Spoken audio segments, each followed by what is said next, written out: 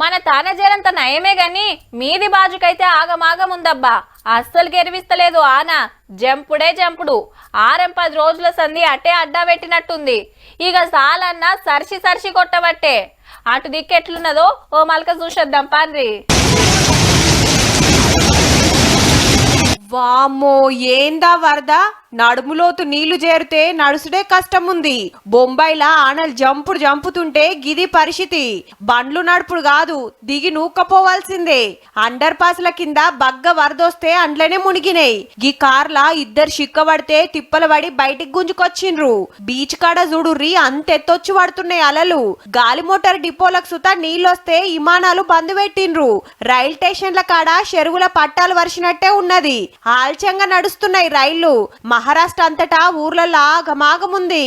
ఇండ్లు మునిగి సామాన్లు కొట్టుకోబోయి ఏరే జాగలకు వెళ్ళిపోతున్నారు. 2 రోజులనే వరదలకు 7 జీవిడిచిండ్రట.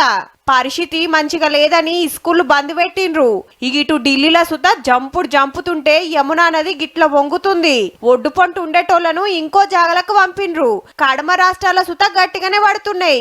ఎప్పుడు గెరివిస్తాయో గాని ఆనలతోటి ఉత్తరం రాష్ట్రాలైతే వణుకుతున్నాయి అబ్బా.